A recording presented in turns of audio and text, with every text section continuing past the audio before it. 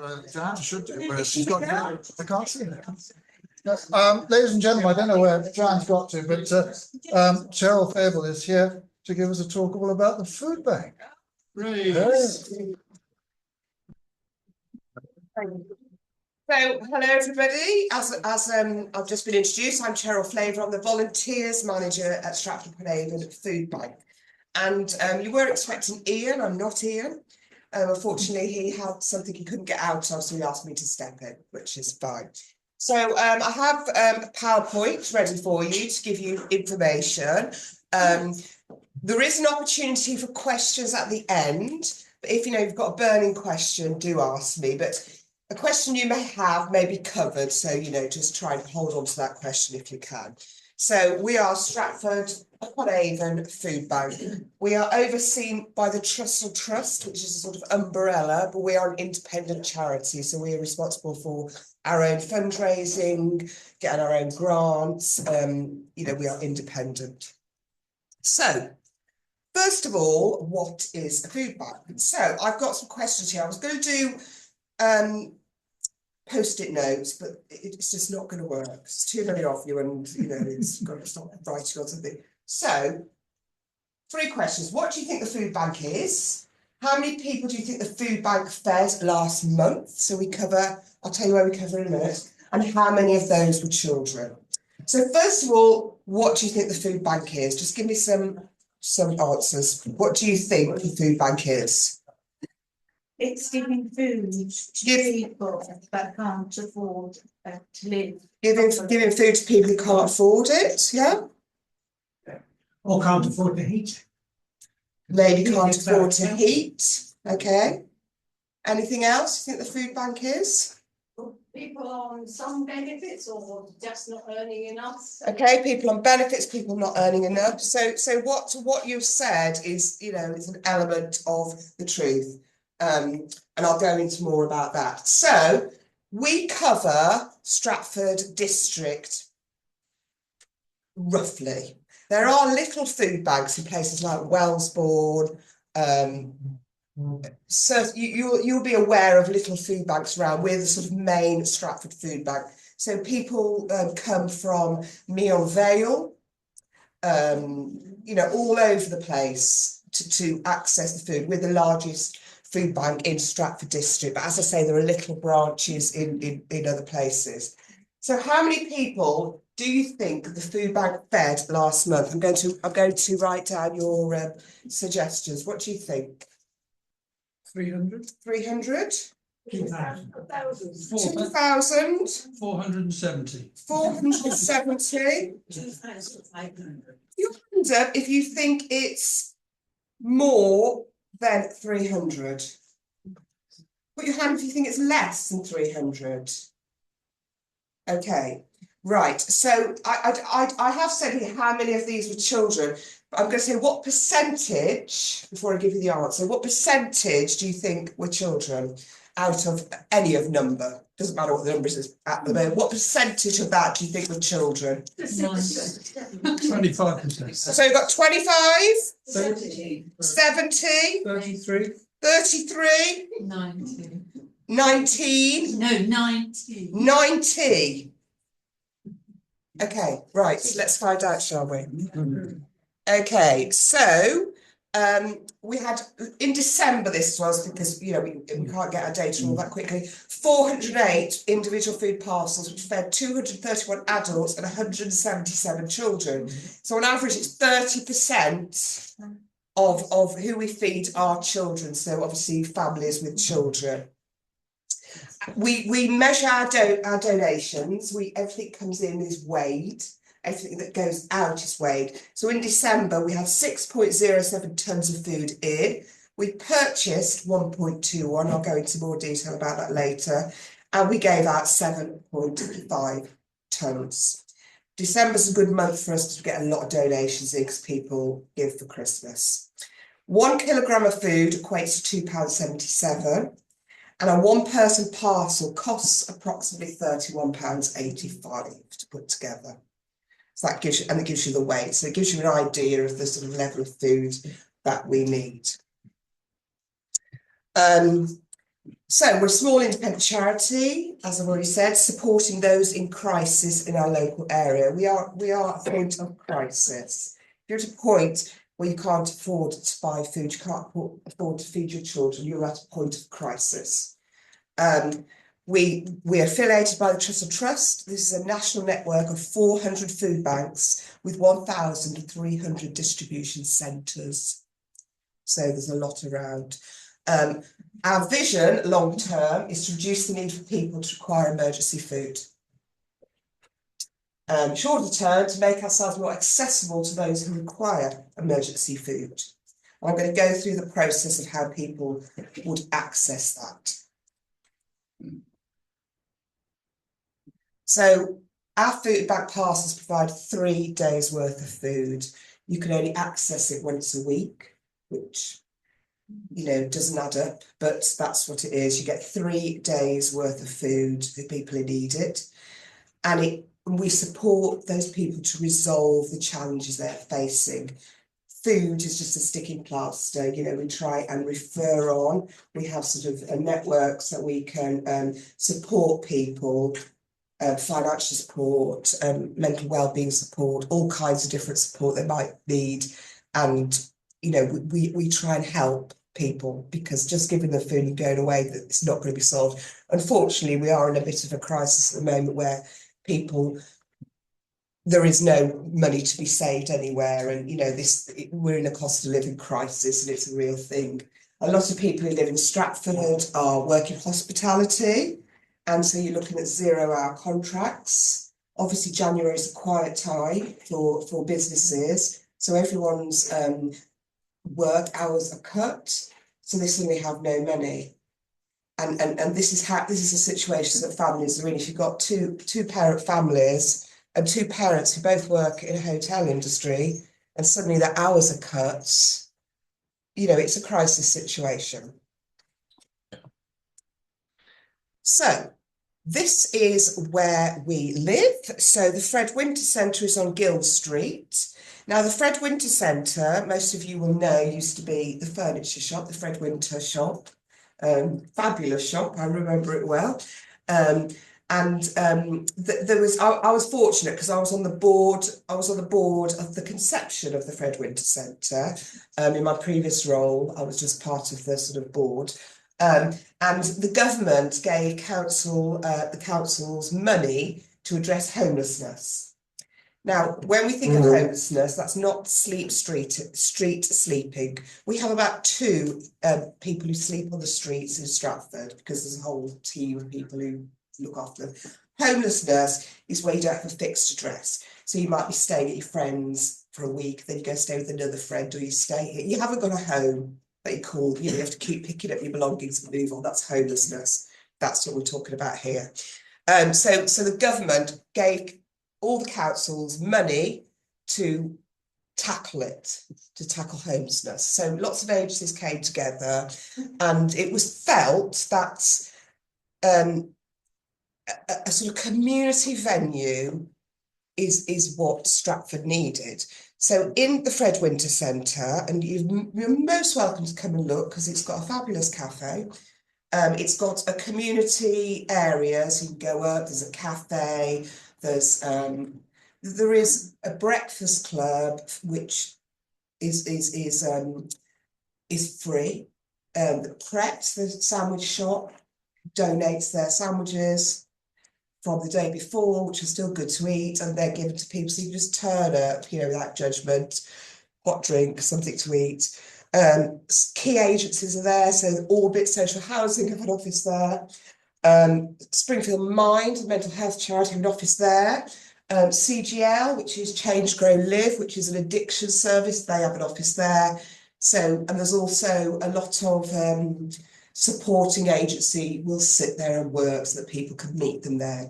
But at the top floor, I think it's 14 units for homeless people.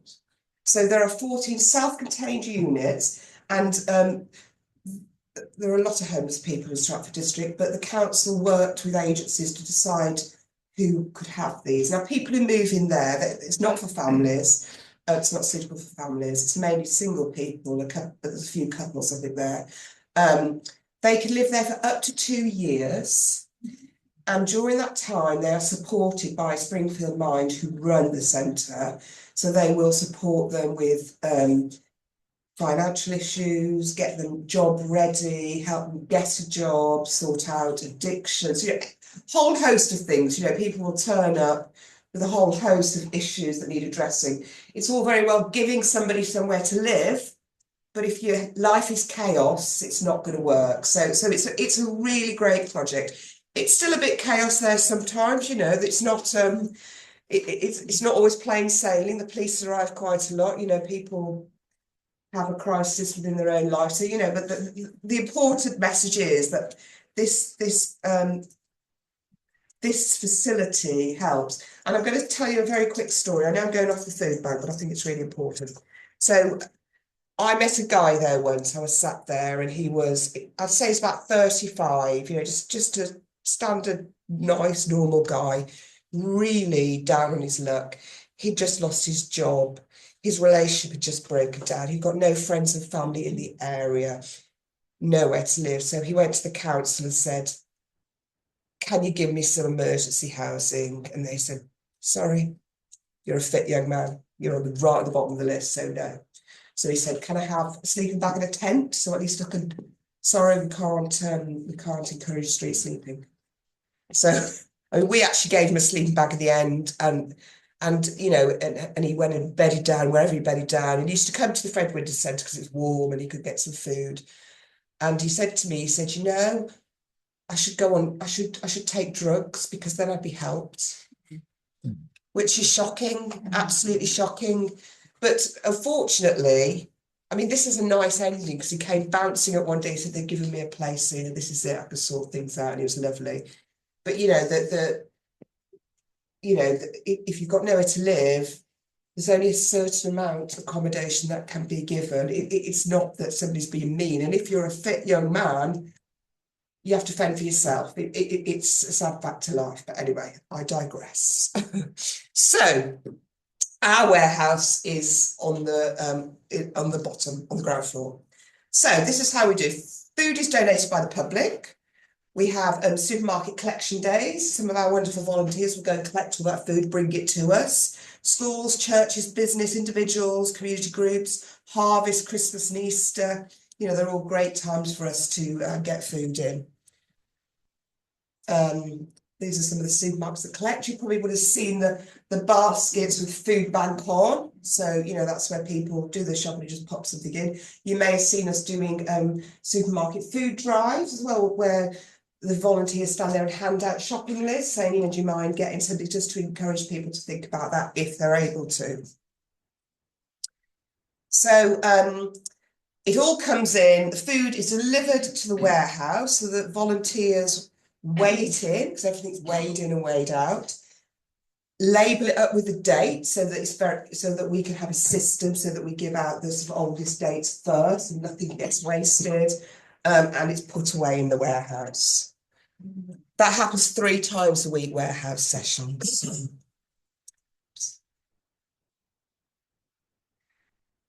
So clients exchange their voucher for 3 days supply of food.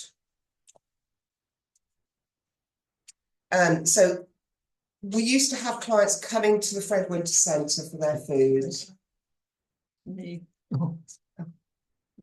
It's all right.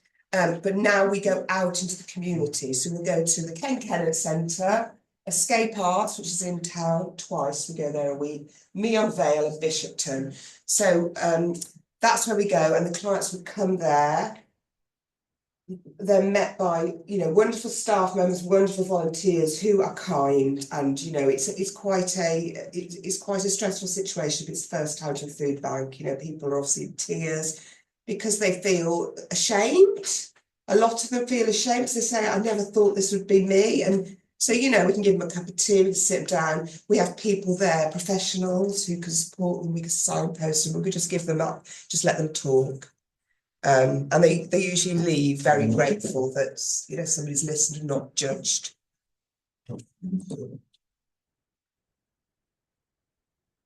Right, so this is what a food parcel includes. So just have a look down that list. That's like a staple diet. You know, we get our advice from trusts, or you know, it is tins and packets, but that is the nature of it. So there'll be rice or pasta, some cereal, fish, meat, or we do vegetarian boxes, we do vegan boxes, we do halal boxes, we do boxes for people who only have a kettle. Some people only have a kettle, so we have to make sure that the food is suitable for that. Tea or coffee. Obviously we ask them, do you want tea or coffee? We don't, you know, we are quite hard like that. Biscuits and juice, tinned vegetables. We are really, really lucky because we have a grant for fresh fruit and vegetables, and a lot of food banks don't. So we are able to offer that to the clients, and that's 90%. You know, success. 90% of clients, 97% of clients say yes, we want to. It's not a lot. We give some potatoes, some veg, a couple of carrots, apples, oranges, and it's just, you know, to try and make their diet a bit more balanced. Yeah, so we are constantly doing that. We're constantly sort of renewing our grant, trying to get money to keep that going. And volunteers will go out and shop for that and pop it in our fridges so we could have got it there. So I don't know if you can see this, but this is our data from 2013 to 2024, and it's a monthly average of people fed. So you'll see here in 2013, we fed on average 86 people, and you can see that spike.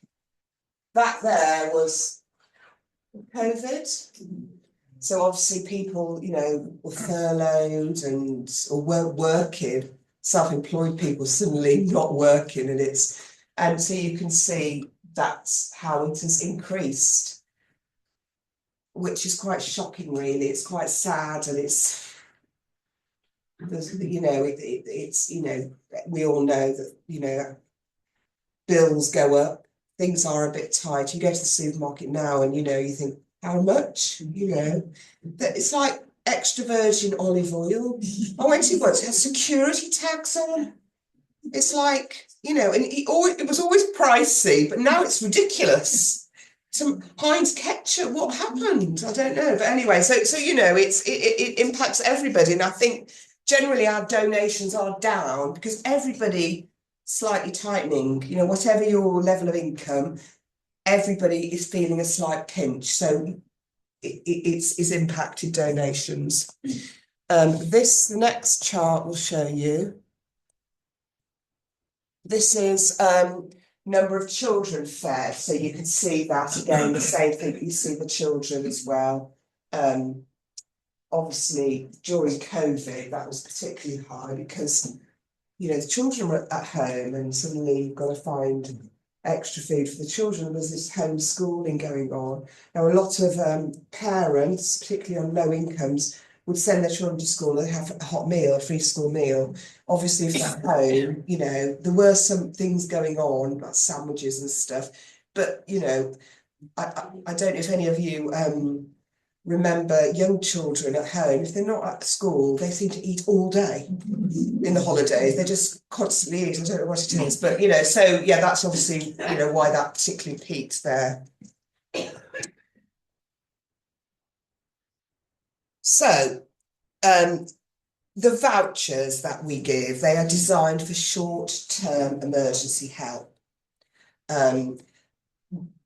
Some time ago, not too long ago, we used to say, I think it was 3 a year. You could have 3 vouchers a year, or it could be 3 every 6 months. I can't remember. But now we do not put a limit on that. If somebody is coming back all the time, we make a point of speaking to them and, you know, engaging with them so that we can try and understand the situation, try and support them. You know, we don't, you know, we have people who look at the data and think, well, why is this family coming up? We don't know what's going on.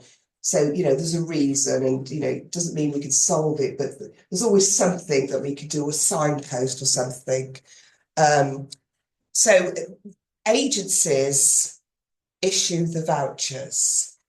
So if a family is working, for example, with the council over housing, they'll be having a relationship with this agency. They'll get to know more about them, and they'll say they'll understand their situation, may think they need a food voucher, so they will issue one. The GPs, the schools issue vouchers. There's lots of agencies, and they come through to us. Once they get their voucher, they can go to one of our distribution sessions to sort of hand it in and get their food. So I'm sorry if I'm being a bit vague. It's not my PowerPoint. I tweaked it a little bit, but it's not my PowerPoint. So yes, as I say, support agency attend. We invite support agencies to attend the distribution sessions. So, you know, Act on Energy, I don't know if you heard of them, they will be there, and they're brilliant because they've got discount schemes and things like under the desk, I say, you know, that they pull out and sort of get, you know, help you. So a lot of our clients will have machines where to feed the money in, you know, top up, and it's a really expensive way to get energy, but that's what they have to have because they might have fallen behind before. So the energy provider says you've got to have a meter. So Act on Energy will support that and help them find ways to make things easier. Obviously, Orbit are there quite a lot. They look after social housing, and they've got a lot of things to offer as well, so they could be there. Signposting, practical support, emotional support. We work with Coventry Independent Advice Services, so they can be contacted at the sessions, and moving forward, they're going to be in the room next to the food bank once a week for appointments, so they can make appointments to sit down and work with people, you know, more thoroughly and act on energy. We also do delivery. We also offer delivery. So these are people who can't get out, maybe stuck in a rural location, don't drive, no buses, they might be disabled, they might have mental health issues, a fear of attack or abuse, you know, that we come across people who are fleeing domestic violence, you know. So we have volunteers who deliver their food, and that comes in, another volunteers, our whole organisation is run by volunteers. We have 7 members of paid staff, 1 full-time, 6 part-time. The rest are volunteers. It would not run without volunteers. So they, you know, they are amazing. So yes, we do delivery as well. So our vision is to increase access to emergency food for those who need it, reduce the need for emergency food by creating a virtuous cycle via access to complementary services, e.g. the ones I've talked about. So you work with other agencies. There's also accessing things like Good to Go. There's an app where you can get cheaper food, you know, educating people on cooking from scratch is cheaper than buying takeaways. And, you know, there's a lot of initiatives and projects going on in the community to support people, you know, to cook better, to cook cheaper, and, you know, just a bit of education. And the community hub model, which is going out into the community. This is what our clients have said to us. I'll give you a moment to read some of that if they didn't have the food bank.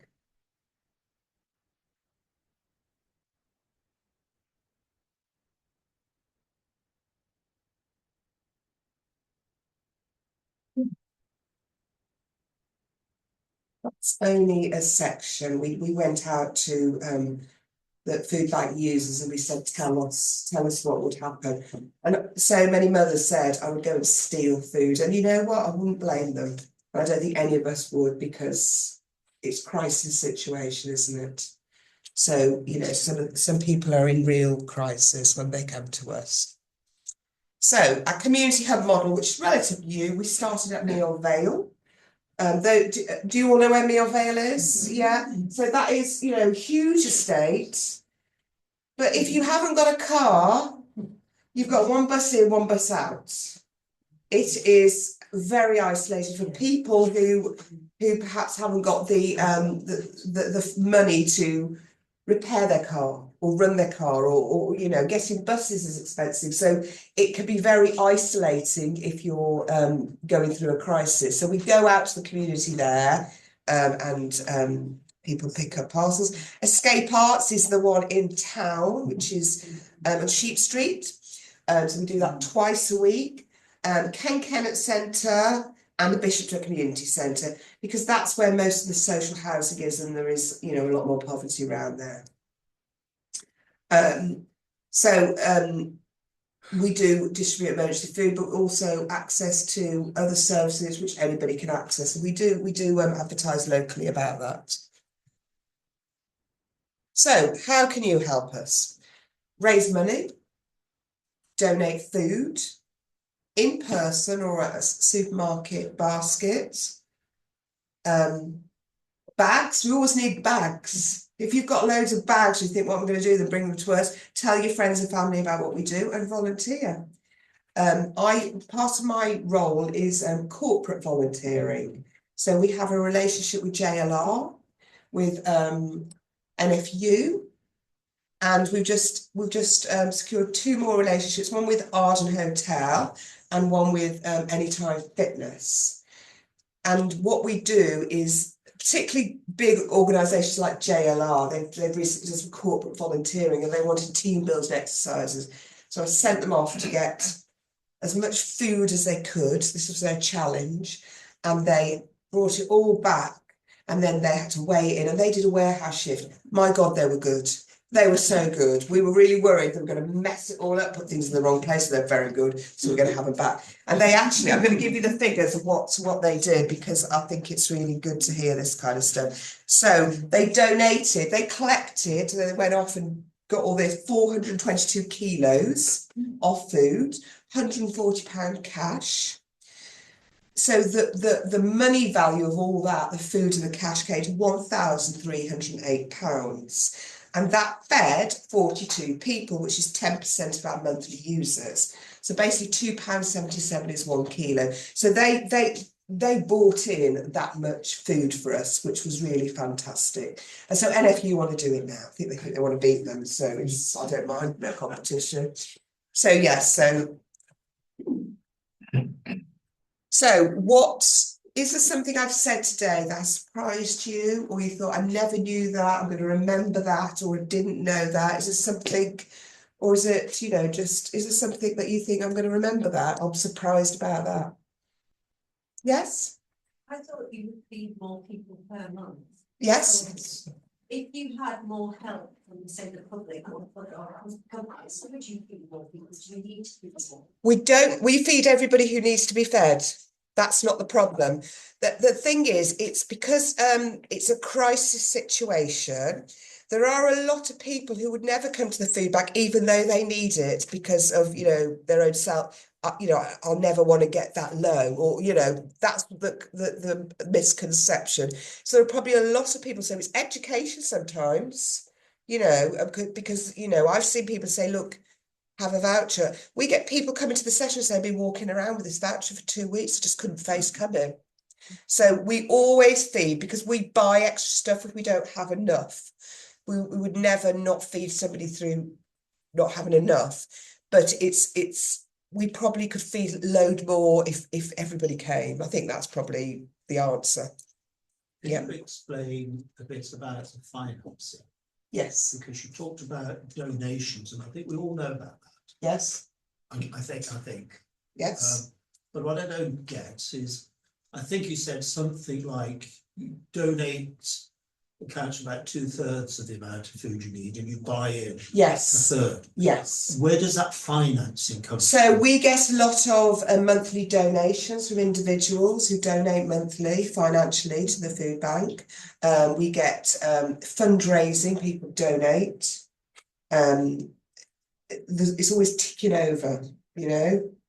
We also have grants that we apply for to run things. We're very restricted with grants, because it has, you know, you've got to only spend it on this. You can't, you can't spend it on staffing costs. You've got to spend it on a project. For example, we also in the school holidays, we make extra food bags for children, and we have the grant for that. You know, so you know everything. But we do get donations. Yeah, some people, individuals, are really generous and donate every month large amounts. We use that.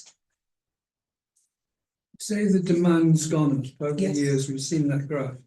I mean, obviously, there's been the cost of living. But what about the demographics of this area? I mean, we're new to the area. Yes. Has that changed a lot? I think the problem is, so when the government looks at deprivation, so they do this across the whole UK, they look at areas of deprivation and they divide areas into wards, which I still don't understand, but there are wards. So they might say this one ward has no deprivation. And the reason they say that is because it might be 10 of the houses are worth 700,000 and 5 of them are social housing.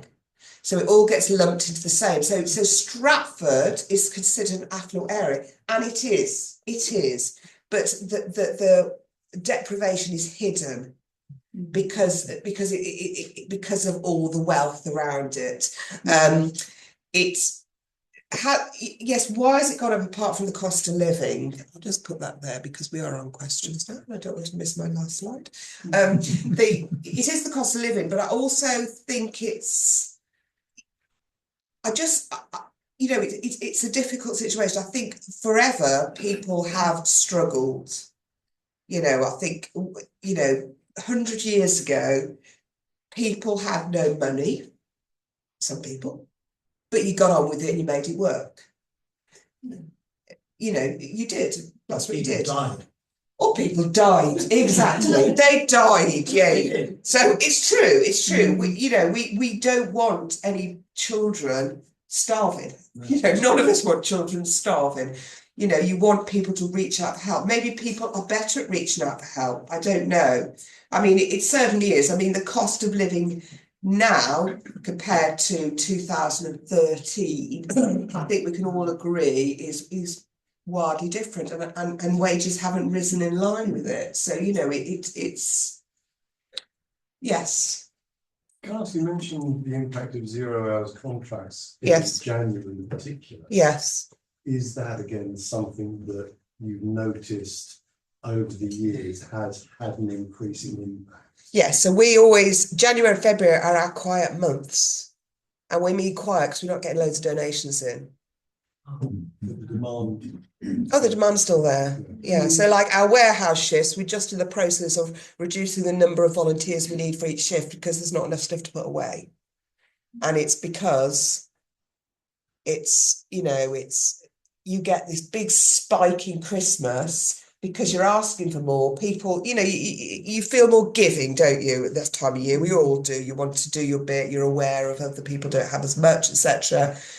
But after Christmas, we're all broke in January. You have to wait a bit longer for your wages if you're still working because you get your wages early in December. So everyone's suddenly broke. So nobody donates. I'm talking, this is average. So our donations go down. We still get lots of donations, but it goes down. So January and February are our quiet months, but people still needing food. You mentioned that those are also months that are very quiet in hospitality. It's quite so being laid off at 0. So that's why they're coming to us for food. Yeah. And maybe you work in hospitality and you've got a decent job and then you used to donate a bit, but suddenly a bit tight this month, I'm not going to donate this month.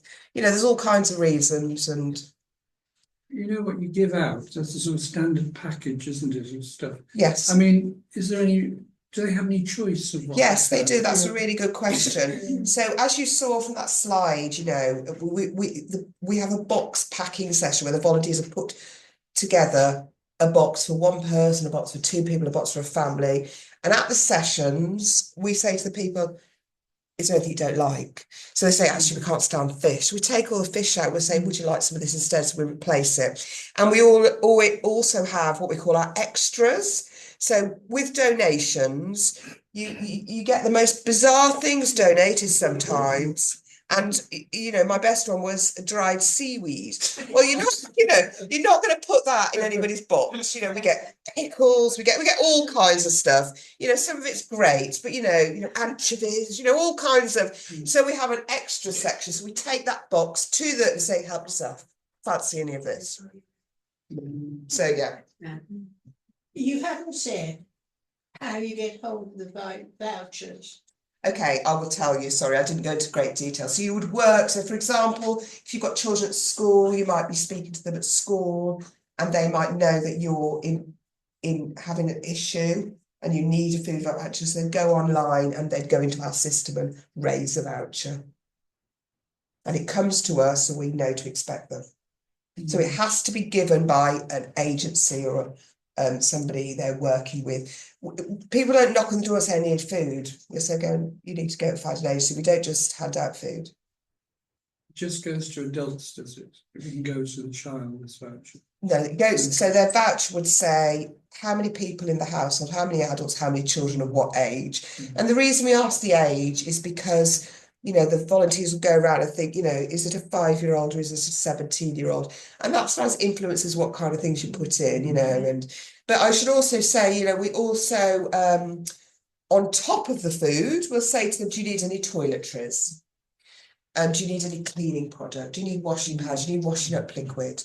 We have that kind of stuff as well because you still want to keep your house clean. You still want to keep yourself clean. So we do deodorant, we do sanitary wear, which is extremely expensive. So we have that. Nappies. Nappies cost a fortune, but you know, it's so we offer that as well, and we get donations and things like that. Yes. There's only a question, and just when you said all the other things, and the one thing, because I'm an animal lover, is I stick in some cat food. We give to cats and dogs as well. Sorry, I forgot.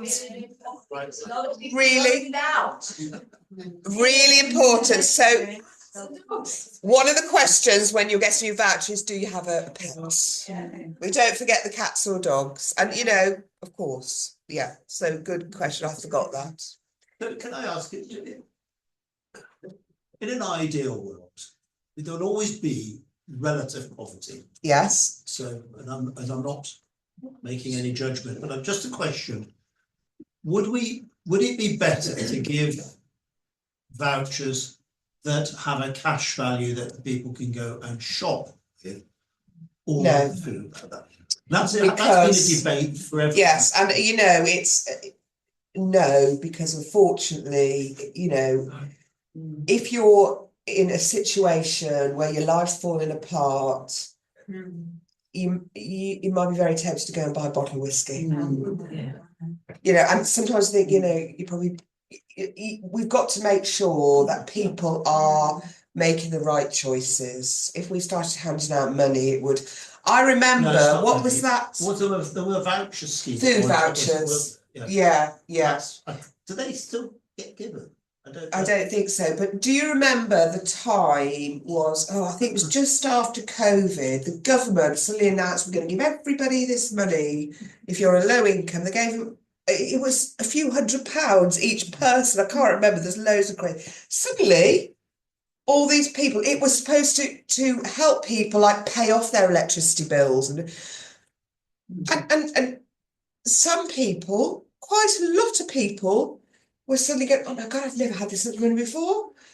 And I was working with one lady. I was speaking to a lady who was sort of like a social worker type thing. She said, my client went and bought a dog. Because it's suddenly saying, here's a load of money. She would never have that kind of money again. And it's like, you know, which you can kind of get it, but you know, at the time we were all saying that the government should not do that. You know, give it to the energy company to clear their debts because it's too tempting. If you don't have a lot of money, and somebody gives you a load of money, unless you're extremely disciplined, you're going to splurge, aren't you? Well, I would. So, you know, we were all grumbling about the government because obviously we never grumble about the government usually.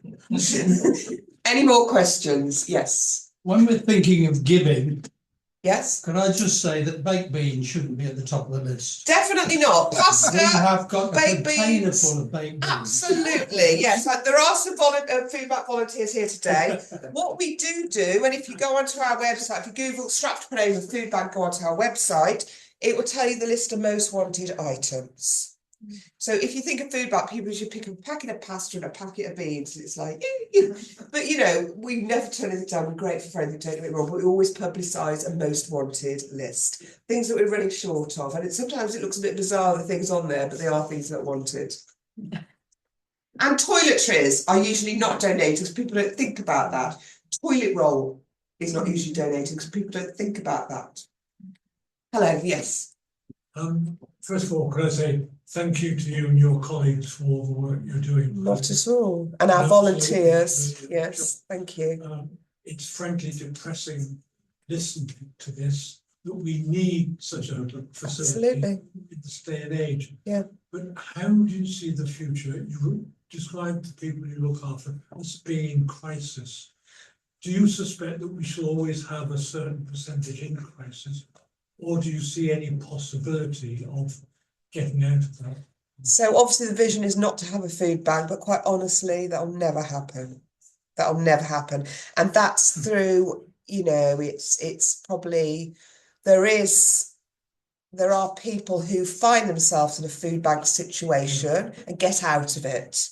And there's some people who never get out of it through not helping themselves because of mental illness, through depression, through losing their job and all kinds of things. So it'll always be, that's my opinion.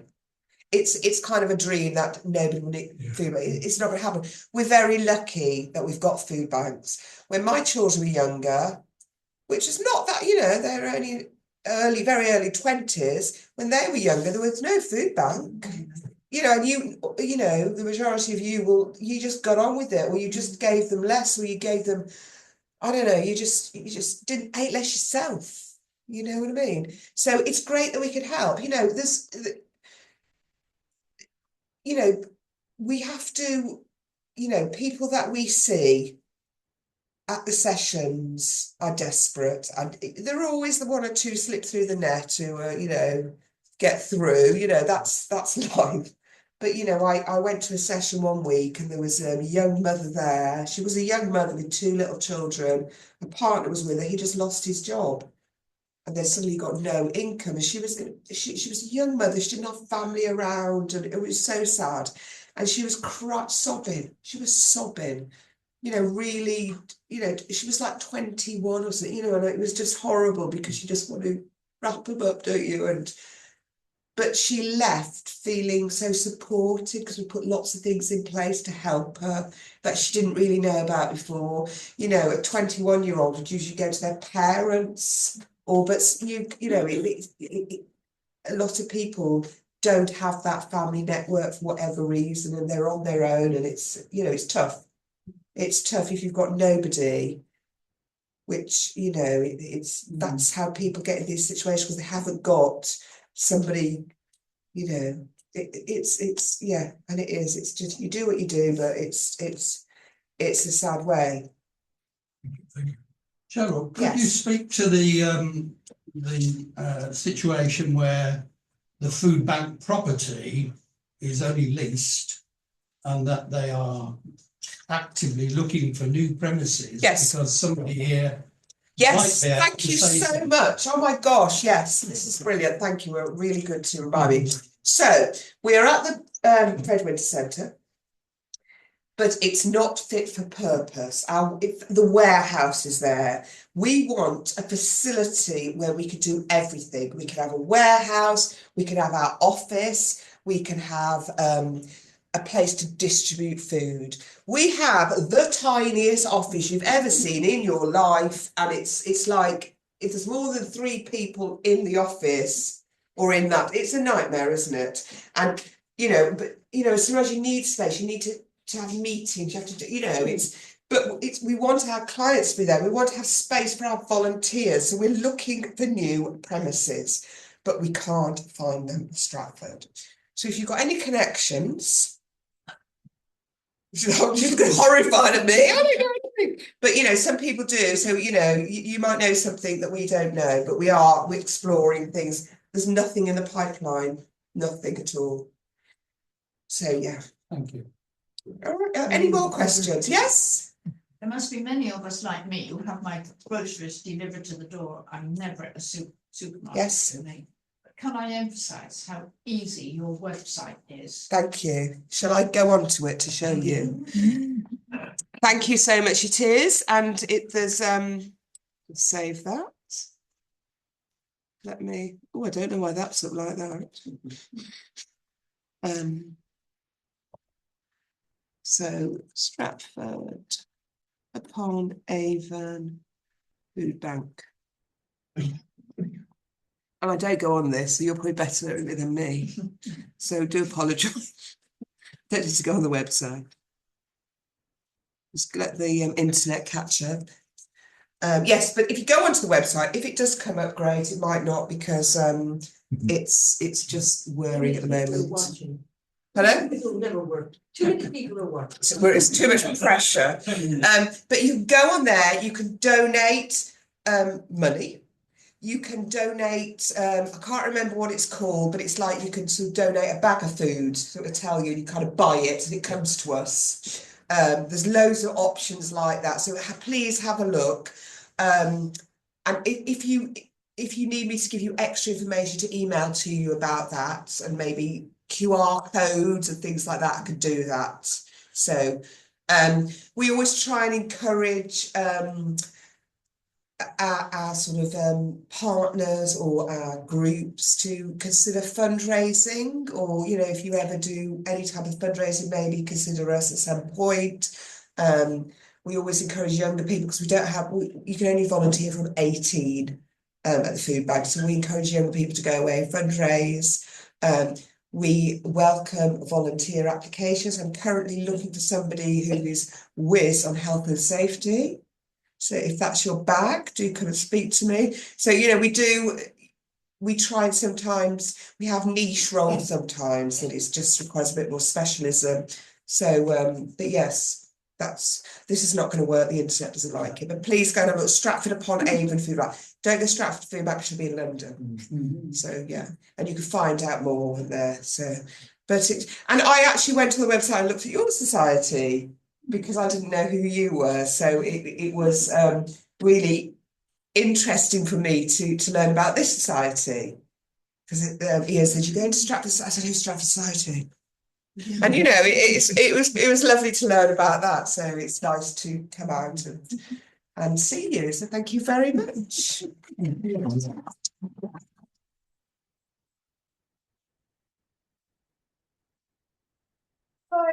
was so chaotic at the beginning that I didn't get to introduce Jo, but obviously she introduced, she didn't need me. Thank you. Thank you very much. That was very interesting. Can I just say a couple of things? That next month, March, is our AGM. And unlike previous years when I've gone through it in about 10 minutes, this year we're starting here at 5:30. So if you want to attend the AGM, please get here just before 5:30, and then you can vote. Things like that. Find out what we're up to, and then the talk will be at 6 as usual. Yeah. And just to let you know, I've been asked to tell you, our friends at the Guild Chapel, lovely place, I'm sure you all know it, are in March again. They're having the Ballad of Robin Hood, an evening of readings and medieval music, and it's by candlelight, and they'll be in medieval costumes, and I'm sure it'll be absolutely atmospheric in there. You've got the date. It's the 22nd at 7:30. 22nd of March. Yeah, and you get your tickets via ticket source.